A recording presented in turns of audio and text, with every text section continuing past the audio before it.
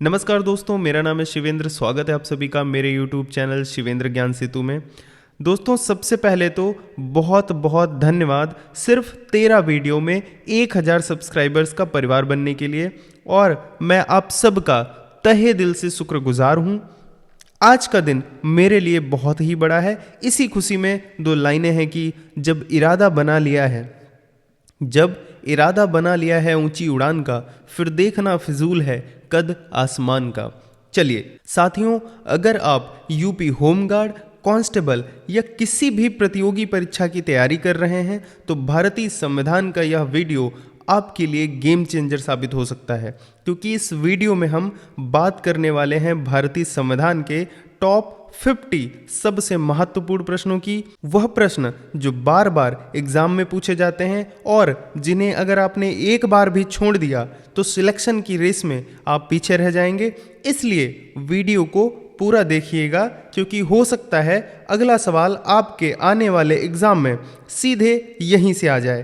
तो चलिए टाइम को वेस्ट ना करते हुए शुरू करते हैं भारतीय संविधान का पहला प्रश्न। पहला प्रश्न हमारा है, भारतीय संविधान की प्रथम बैठक कब हुई थी? बताइए दोस्तों, भारतीय संविधान की प्रथम बैठक कब हुई थी आपको बताना है। चलिए बताइए। इसका राइट आंसर हो जाएगा हमारा ऑप्शन बी, 9 दिसंबर 1946। दोस्तों, भारतीय संविधान की प्रथम बैठक जो हुई थी वो 1946 में हुई थी। 15 अगस्त 1947 को क्या हुआ था? हमारा देश आज़ाद हुआ था या स्वतंत्र हुआ था। और 26 जनवरी 1950 को क्या हुआ था? हमारा जो संविधान है वह लागू हुआ था। क्या हुआ था? लागू हुआ था। चलिए अगला प्रश्न देखते हैं। प्रश्न नंबर 2 है हमारा, संविधान सभा के स्थायी अध्यक्ष कौन थे? आपसे स्थायी अध्यक्ष पूछ रहा है। संविधान सभा के प्रथम स्थायी अध्यक्ष कौन थे? बताइए। दोस्तों, जो संविधान सभा थी उसके 2 तरीके के अध्यक्ष होते थे। एक हमारा स्थायी और दूसरा हमारा अस्थायी। दोस्तों, जो स्थायी अध्यक्ष थे वो कौन थे? डॉक्टर राजेंद्र प्रसाद। और जो अस्थायी अध्यक्ष थे वो कौन थे? सच्चिदानंद सिन्हा। ठीक है दोस्तों, चलिए अगला प्रश्न देखते हैं। प्रश्न नंबर 3 है हमारा, भारतीय संविधान को कब अंगीकृत यानी कि एडॉप्ट किया गया था? बताइए, भारतीय संविधान को कब अंगीकृत यानी एडॉप्ट किया था? चलिए बताइए।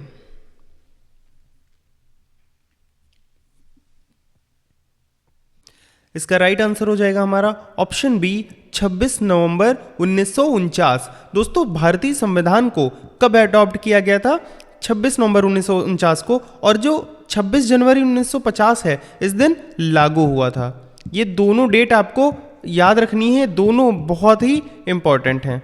चलिए प्रश्न नंबर 4 देखते हैं। प्रश्न नंबर 4 है हमारा, संविधान की प्रारूप समिति ड्राफ्टिंग कमेटी के अध्यक्ष कौन थे? चलिए बताइए कौन थे ड्राफ्टिंग कमेटी यानी कि प्रारूप समिति के अध्यक्ष? चलिए बताइए।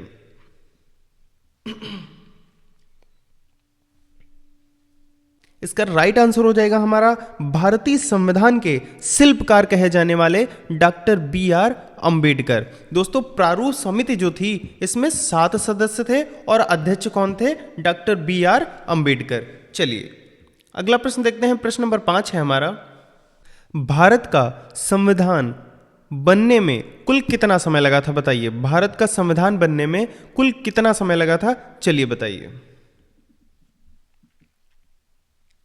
इसका राइट आंसर हो जाएगा हमारा ऑप्शन बी, 2 साल 11 महीने 18 दिन। दोस्तों, 2 साल 11 महीने 18 दिन लगे थे हमारे भारतीय संविधान को बनने में। और ये 2 साल 11 महीने किन समय के अंतराल में बने थे? सबसे पहली हमारी जो बैठक थी वो कब हुई थी? तो वो हुई थी हमारी 9 दिसंबर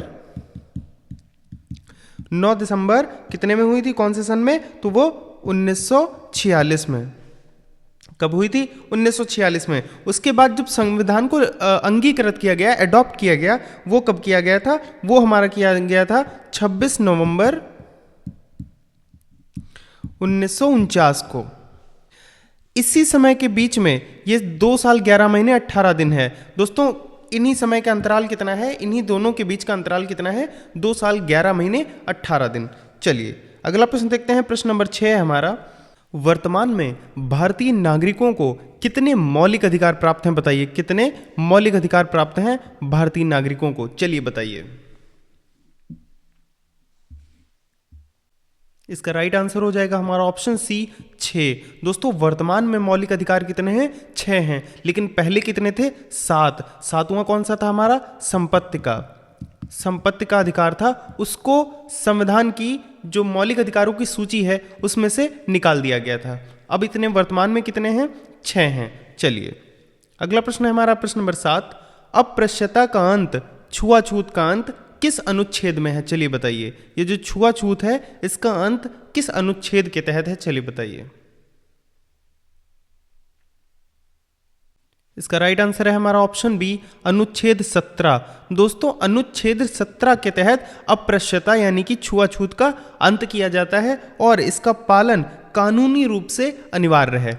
चलिए प्रश्न नंबर 8 है हमारा, संपत्ति के अधिकार को किस संविधान संशोधन द्वारा हटाया गया था? बताइए। संपत्ति का अधिकार मैंने अभी बताया था किस संविधान संशोधन द्वारा हटाया गया था, चलिए बताइए। संपत्ति का अधिकार को किस संविधान संशोधन द्वारा हटाया गया था? चलिए बताइए, किस संविधान संशोधन द्वारा हटाया गया था? इसका राइट आंसर हो जाएगा हमारा ऑप्शन डी, 44वां संविधान संशोधन। दोस्तों 44वें संविधान संशोधन के द्वारा मौलिक अधिकारों में से संपत्ति का अधिकार हटा दिया गया। चलिए प्रश्न नंबर 9 है हमारा, भारतीय संविधान में मौलिक कर्तव्य किस देश से लिए गए हैं? बताइए। मौलिक कर्तव्य किस देश से लिए गए हैं भारतीय संविधान में? चलिए बताइए।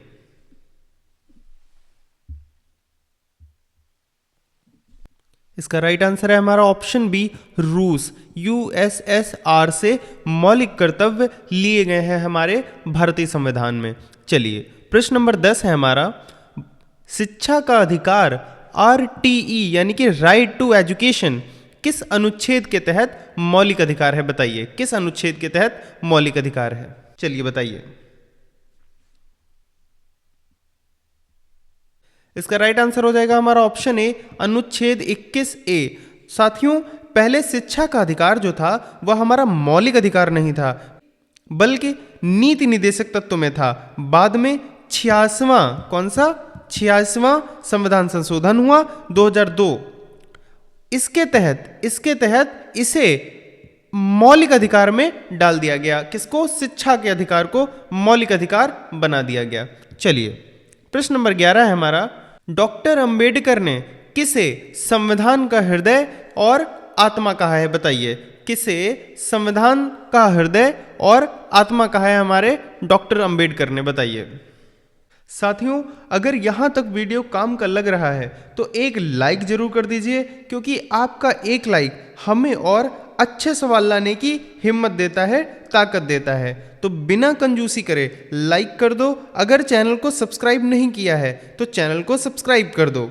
और हाँ, जिन साथियों को पीडीएफ चाहिए वह पीडीएफ का लिंक मैं डिस्क्रिप्शन में दे दूंगा, वहां से आप पीडीएफ ले सकते हैं और अपनी तैयारी को मजबूत कर सकते हैं। चलिए बताइए। इसका राइट आंसर हो जाएगा हमारा ऑप्शन बी, आर्टिकल 32 संवैधानिक उपचारों का अधिकार को, यानी कि आर्टिकल 32 को डॉक्टर अंबेडकर ने संविधान का हृदय और आत्मा कहा है। चलिए प्रश्न नंबर 12 देखते हैं। प्रश्न नंबर 12 है हमारा, मौलिक कर्तव्यों की कुल संख्या कितनी है? बताइए। मौलिक कर्तव्यों की कुल संख्या आपको बतानी है, कितनी है? चलिए बताइए। इसका राइट आंसर हो जाएगा हमारा ऑप्शन सी, 11। दोस्तों मौलिक कर्तव्य यानी कि फंडामेंटल ड्यूटीज कितनी है? वह 11 हैं। चलिए अगला प्रश्न देखते हैं। प्रश्न नंबर 13 है हमारा, किस अनुच्छेद के तहत प्रेस की स्वतंत्रता दी गई है? बताइए, किस अनुच्छेद के तहत प्रेस की स्वतंत्रता दी गई है? चलिए बताइए। साथियों संविधान में अलग से प्रेस की स्वतंत्रता नहीं दी गई है, बल्कि यह आती है अभिव्यक्ति की स्वतंत्रता के अंतर्गत।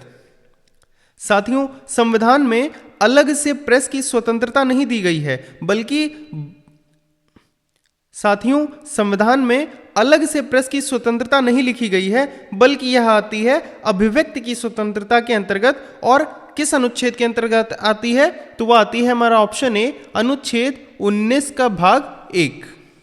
चलिए प्रश्न नंबर 14 है हमारा, भारत का प्रथम नागरिक कौन होता है बताइए। भारत का प्रथम नागरिक कौन होता है, चलिए बताइए।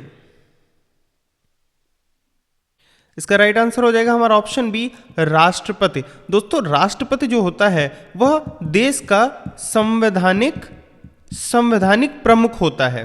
चलिए प्रश्न नंबर 15 है हमारा, राष्ट्रपति को पद की शपथ कौन दिलाता है बताइए। राष्ट्रपति को पद की शपथ कौन दिलाता है, चलिए बताइए।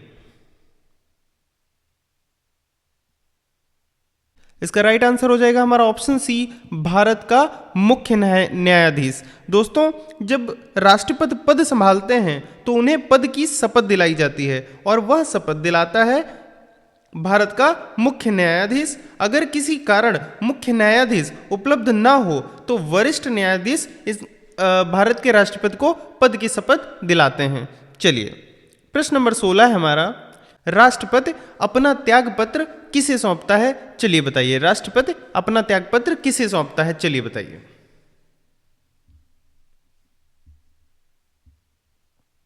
इसका राइट आंसर हो जाएगा हमारा ऑप्शन बी, उपराष्ट्रपति। दोस्तों भारतीय संविधान के अनुच्छेद 56 के अनुसार जो राष्ट्रपति है वह अपना त्यागपत्र उपराष्ट्रपति को सौंपता है। चलिए प्रश्न नंबर 17 है हमारा, राज्यसभा का पदेन सभापति कौन होता है बताइए। राज्यसभा का पदेन सभापति कौन होता है, चलिए बताइए। इसका राइट आंसर हो जाएगा हमारा ऑप्शन डी, उपराष्ट्रपति। दोस्तों राज्यसभा का पदेन सभापति कौन होता है, तो वह उपराष्ट्रपति होता है। चलिए प्रश्न नंबर 18 है हमारा, संसद के संयुक्त अधिवेशन की अध्यक्षता कौन करता है बताइए। संसद के संयुक्त अधिवेशन की अध्यक्षता कौन करता है, चलिए बताइए। इसका राइट आंसर हो जाएगा हमारा ऑप्शन बी, लोकसभा अध्यक्ष। दोस्तों जब लोकसभा और राज्यसभा के बीच किसी बात को लेकर, किसी विधेयक को लेकर मतभेद हो जाता है तब बुलाया जाता है संसद का संयुक्त अधिवेशन। अब सवाल यह है कि इसकी अध्यक्षता कौन करता है, तो हमेशा याद रखिए लोकसभा बड़ी सदन है, इसलिए संयुक्त अधिवेशन की अध्यक्षता करते हैं लोकसभा अध्यक्ष। जो राष्ट्रपति हैं वह केवल अधिवेशन बुलाते हैं, अध्यक्षता नहीं करते। अध्यक्षता कौन करता है, तो वो हमारा करता है लोकसभा अध्यक्ष। चलिए प्रश्न नंबर 19 है हमारा, लोकसभा का सदस्य बनने के लिए न्यूनतम आयु कितनी होनी चाहिए बताइए। लोकसभा का सदस्य बनने के लिए न्यूनतम आयु कितनी होनी चाहिए बताइए। इसका राइट आंसर हो जाएगा हमारा ऑप्शन सी, 25 वर्ष। दोस्तों 18 वर्ष वोट डालने के लिए, 21 वर्ष पंचायती या नगर पालिका का चुनाव लड़ने के लिए और 30 साल जो है वह राज्यसभा का सदस्य बनने के लिए न्यूनतम आयु होनी चाहिए। चलिए प्रश्न नंबर 20 है हमारा, राज्यसभा का सदस्य बनने के लिए न्यूनतम आयु कितनी होनी चाहिए। मैंने अभी बताया आपको राज्यसभा का सदस्य बनने के लिए न्यूनतम आयु कितनी होनी चाहिए, आप लोग इसे कमेंट करके बताओ। चलो प्रश्न नंबर 21 है हमारा, मुख्यमंत्री की नियुक्ति किसके द्वारा की जाती है बताइए। मुख्यमंत्री की नियुक्ति किसके द्वारा की जाती है, चलिए बताइए। इसका राइट आंसर हो जाएगा हमारा ऑप्शन सी, राज्यपाल। दोस्तों संविधान के अनुसार राज्य का संवैधानिक प्रमुख कौन होता है, वह राज्यपाल होता है और संविधान के अनुसार ही मुख्यमंत्री की नियुक्ति राज्यपाल के द्वारा की जाती है। भले ही मुख्यमंत्री विधानसभा के बहुमत से आता है लेकिन इन्हें अपॉइंट कौन करता है, वह राज्यपाल करते हैं। चलिए प्रश्न नंबर 22 है हमारा, लोकसभा का कार्यकाल सामान्यतः कितने वर्ष का होता है बताइए। कितने वर्ष का होता है लोकसभा का कार्यकाल। इसका राइट आंसर हो जाएगा हमारा ऑप्शन ए, 5 वर्ष। साथियों जो लोकसभा है वह स्थायी सदन नहीं है, इसका कार्यकाल फिक्स होता है। सामान्यतः स्थिति में लोकसभा का कार्यकाल जो है वो 5 वर्ष ही होता है, लेकिन अगर आपातकाल लग जाए तो उसमें इसका कार्यकाल बढ़ जाता है। तो कितने वर्ष का कार्यकाल होता है, 5 वर्ष का सामान्यतः, लेकिन अगर आपातकाल लग जाए तो इसका कार्यकाल बढ़ भी सकता है। चलिए प्रश्न नंबर 23 है हमारा, राज्यसभा के सदस्यों का कार्यकाल कितना होता है बताइए। राज्यसभा के सदस्यों का कार्यकाल कितना होता है, चलिए बताइए। इसका राइट आंसर हो जाएगा हमारा ऑप्शन बी, 6 वर्ष। दोस्तों जो ये राज्यसभा है यह स्थायी सदन है, इसे कभी भंग नहीं किया जा सकता है, लेकिन इसका मतलब यह नहीं है कि इसके सदस्य भी स्थायी हैं। राज्यसभा के प्रत्येक सदस्य का कार्यकाल 6 वर्ष का होता है और हर 2 वर्ष में 1/3 सदस्य रिटायर होते हैं। कितने? 1/3 सदस्य रिटायर हो जाते हैं। इसीलिए कभी भी एग्जाम में पूछे कि राज्यसभा के सदस्यों का कार्य कितना होता है, कार्यकाल कितने वर्ष का होता है, तो वह 6 वर्ष का होता है। चलिए प्रश्न नंबर 24 है हमारा, धन विधेयक मनी बिल सबसे पहले किस सदन में पेश होता है बताइए। धन विधेयक जो होता है वह सबसे पहले किस सदन में पेश होता है, चलिए बताइए। इसका राइट आंसर है हमारा लोकसभा। दोस्तों जो एग्जामिनर होता है उसको ये सवाल बहुत ही पसंद होते हैं, क्योंकि बच्चे यहीं पर स्टेट और सेंटर को मिक्स कर देते हैं। देखिए जो धन विधेयक होता है इसका मतलब होता है पैसा, टैक्स, बजट से जुड़ा मामला, और संविधान साफ कहता है कि मनी बिल सबसे पहले हमारे लोकसभा में पेश किए जाएंगे। राज्यसभा में मनी बिल ना तो पेश होगा और ना ही संशोधन कर सकती है कौन, राज्यसभा। चलिए प्रश्न नंबर 25 है हमारा, भारत के संविधान में कुल कितनी अनुसूचियां हैं बताइए। कितनी अनुसूचियां हैं भारतीय संविधान में, चलिए बताइए। इसका राइट आंसर हो जाएगा हमारा ऑप्शन सी, 12 अनुसूचियां हैं। भारतीय संविधान में कितनी अनुसूचियां हैं, तो 12 अनुसूचियां हैं। चलिए प्रश्न नंबर 26 है हमारा, ग्राम पंचायतों का संगठन किस अनुच्छेद में है बताइए। ग्राम पंचायतों का संगठन जो है वह किस अनुच्छेद के तहत है, चलिए बताइए। इसका राइट आंसर हो जाएगा हमारा ऑप्शन बी, अनुच्छेद 40। दोस्तों जो ग्राम पंचायत है इसके संगठन की बात जो है वह नीति निर्देशक तत्वों में की गई है, और यह अनुच्छेद 40 जो है, जो अनुच्छेद 40 है वह कहता है राज्य ग्राम पंचायत का संगठन करेगा और उन्हें अधिकार देगा। चलिए अगला प्रश्न देखते हैं। प्रश्न नंबर 27 है हमारा, समान नागरिक संहिता यूसीसी किस अनुच्छेद में है बताइए। समान नागरिक संहिता जो है यूसीसी वह किस अनुच्छेद में है, चलिए बताइए।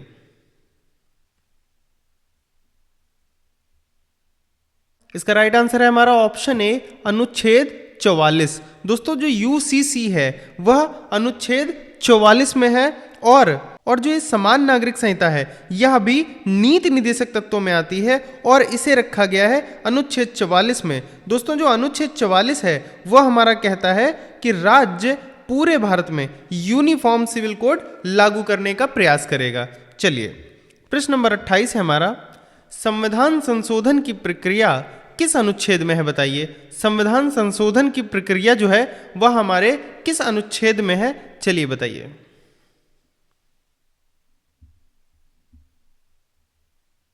इसका राइट आंसर हो जाएगा हमारा ऑप्शन सी, अनुच्छेद 368 में। दोस्तों संविधान में बदलाव करने की प्रक्रिया जो है वह एक ही अनुच्छेद में दी गई है। कौन से अनुच्छेद में? 368वें अनुच्छेद में। चाहे साधारण संशोधन हो, विधेयक हो, बहुमत हो या राज्यों की सहमत वाला मामला, यह सब आर्टिकल 368 के अंदर ही आते हैं। चलिए प्रश्न नंबर 29 है हमारा, भारत में अब तक कितनी बार वित्तीय आपातकाल लगा है बताइए। कितनी बार वित्तीय आपातकाल लग चुका है भारत में, चलिए बताइए। इसका राइट आंसर हो जाएगा हमारा ऑप्शन डी, कभी नहीं। दोस्तों वित्तीय आपातकाल भारत में अभी तक कभी नहीं लगा है। और आपातकाल कितने प्रकार के होते हैं, तो वह 3 प्रकार के होते हैं। एक राष्ट्रीय आपातकाल, दूसरा हमारा होता है राष्ट्रपति शासन, और तीसरा हमारा होता है वित्तीय आपातकाल। ये 3 होते हैं और अभी तक वित्तीय आपातकाल भारत में नहीं लगा है। चलिए प्रश्न नंबर 30 है हमारा, किस अनुच्छेद के तहत राष्ट्रपति शासन लगाया जाता है बताइए। किस अनुच्छेद के तहत राष्ट्रपति शासन लगाया जाता है बताइए।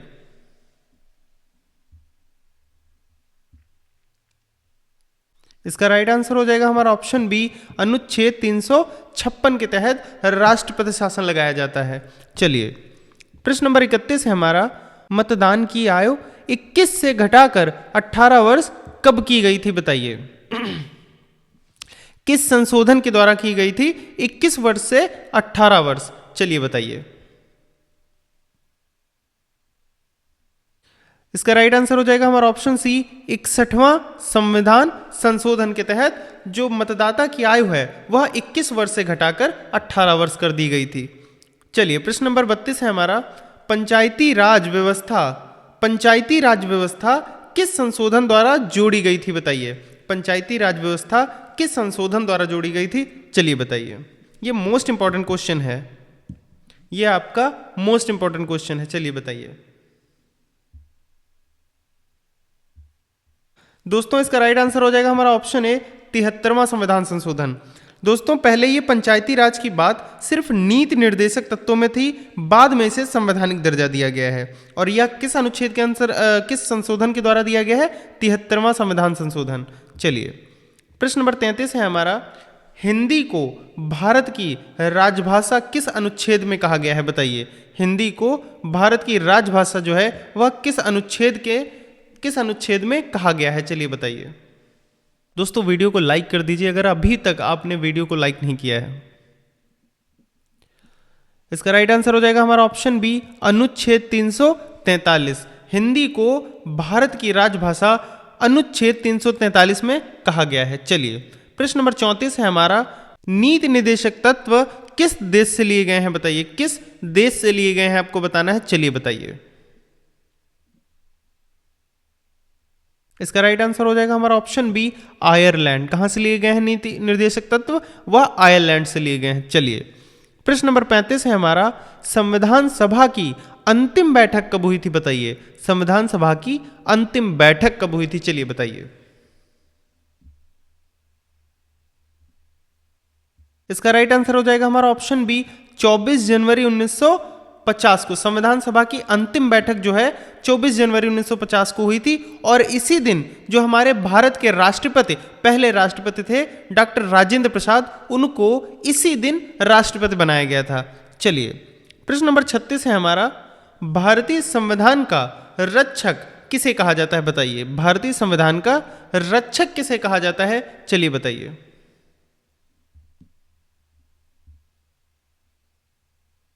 इसका राइट आंसर हो जाएगा हमारा ऑप्शन सी, सर्वोच्च न्यायालय। दोस्तों कोई भी कानून संविधान के खिलाफ चलाया जाए तो उसे रोकने का अधिकार किसके पास है, तो वह है सर्वोच्च न्यायालय के पास। चलिए प्रश्न नंबर 37 है हमारा, उच्च न्यायालय के न्यायाधीशों की रिटायरमेंट उम्र क्या है बताइए। उच्च न्यायालय के न्यायाधीशों की रिटायरमेंट उम्र क्या है बताइए। इसका राइट आंसर हो जाएगा हमारा ऑप्शन बी, 62 वर्ष। कितनी है, 62 ईयर्स।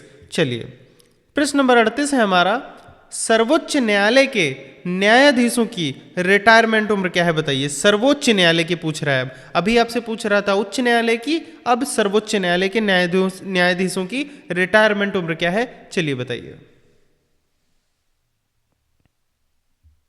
इसका राइट आंसर है हमारा ऑप्शन डी, 65 वर्ष। कितनी है, 65 वर्ष। चलिए प्रश्न नंबर 39 है हमारा, यूपी विधानसभा में निर्वाचित सदस्यों की संख्या कितनी है बताइए। यूपी में विधानसभा में निर्वाचित सदस्यों की संख्या कितनी है, चलिए बताइए।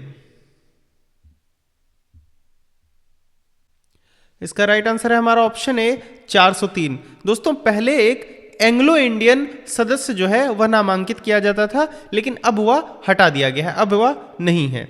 चलिए प्रश्न नंबर 40 है हमारा, भाषा के आधार पर बनने वाला पहला राज्य कौन सा था बताइए। भाषा के आधार पर बनने वाला पहला राज्य कौन सा था, चलिए बताइए। इसका राइट आंसर है हमारा ऑप्शन बी, आंध्र प्रदेश। दोस्तों आज ज्यादातर राज्य भाषा के आधार पर बने हैं और आंध्र प्रदेश जो है वह हमारा भाषा के आधार पर बनने वाला सबसे पहला राज्य था। कब बना था, तो वह बना था 1953 में, और तेलुगु भाषा के लिए। चलिए प्रश्न नंबर 41 है हमारा, संविधान के किस भाग में मौलिक अधिकार है बताइए। मौलिक अधिकारों की बात संविधान के किस भाग में की गई है, चलिए बताइए।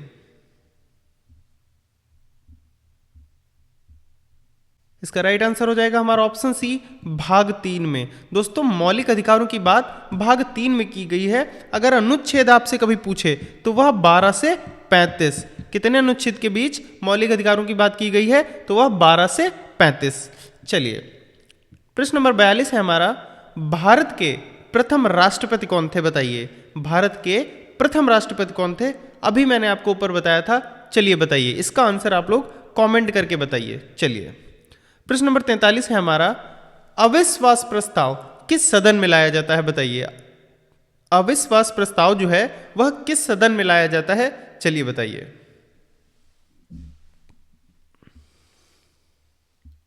इसका राइट आंसर है हमारा ऑप्शन ए, लोकसभा। ठीक है, अविश्वास प्रस्ताव जो है वह लोकसभा के सदन में लाया जा सकता है।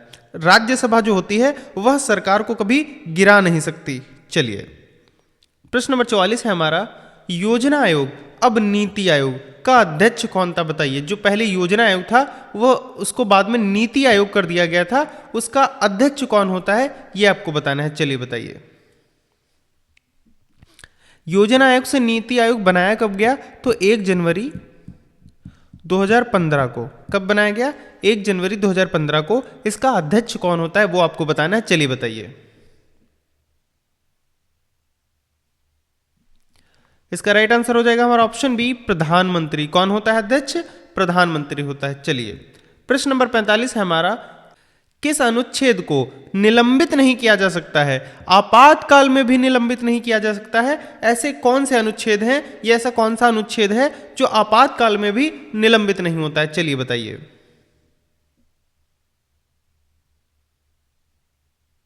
इसका राइट आंसर है हमारा ऑप्शन ए, अनुच्छेद 20 और 21। दोस्तों जो अनुच्छेद 20 है यानी कि अपराधों से संरक्षण, और जो अनुच्छेद 21 है व्यक्तिगत स्वतंत्रता, उन्हें आपातकाल के दौरान भी निलंबित या सस्पेंड नहीं किया जा सकता है। चलिए प्रश्न नंबर 46 है हमारा, भारतीय संविधान में संशोधन की शक्ति किसके पास है बताइए। भारतीय संविधान में संशोधन की शक्ति किसके पास है, चलिए बताइए। इसका राइट आंसर हो जाएगा हमारा ऑप्शन बी, संसद के पास। संविधान में संशोधन की शक्ति किसके पास है, तो वह संसद के पास है।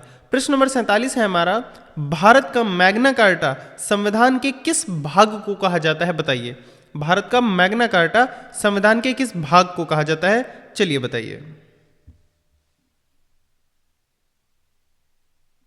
दोस्तों मैग्ना कार्टा सुनते ही दिमाग में एक ही चीज आनी चाहिए कि मैग्ना कार्टा का मतलब होता है नागरिकों के मौलिक अधिकारों की सुरक्षा, भाग 3। इसलिए भारत का मैग्ना कार्टा भाग 3 को कहा जाता है। चलिए प्रश्न नंबर 48 है हमारा, संसद के 2 सत्रों के बीच अधिकतम कितना अंतराल हो सकता है बताइए। कितना अंतराल हो सकता है अधिकतम संसद के 2 सत्रों के बीच, बताइए। इसका राइट आंसर हो जाएगा हमारा ऑप्शन डी, 6 महीने। दोस्तों संविधान कहता है कि संसद साल में कम से कम 2 बार जरूर बैठेगी, यानी 2 सत्रों के बीच का अंतराल जो है वह 6 महीने से ज्यादा नहीं होना चाहिए। चलिए प्रश्न नंबर 49 है हमारा, राज्यपाल की नियुक्ति कौन करता है बताइए। राज्यपाल की नियुक्ति कौन करता है, चलिए बताइए।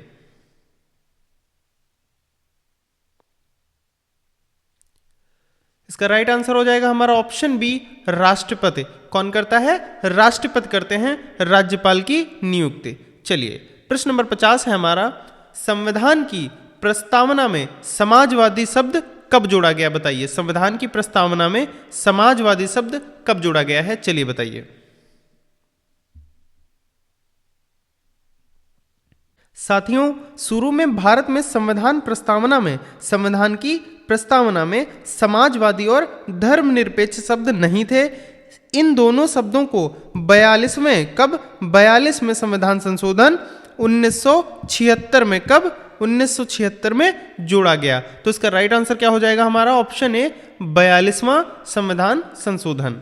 चलिए तो साथियों यहां पूरे होते हैं हमारे भारतीय संविधान के 50 के 50 सबसे महत्वपूर्ण प्रश्न। अगर आपको वीडियो अच्छी लगी है तो वीडियो को लाइक करें, चैनल को सब्सक्राइब करें, और मिलते हैं ऐसे ही नई वीडियो में अगले दिन। तब तक के लिए जय हिंद।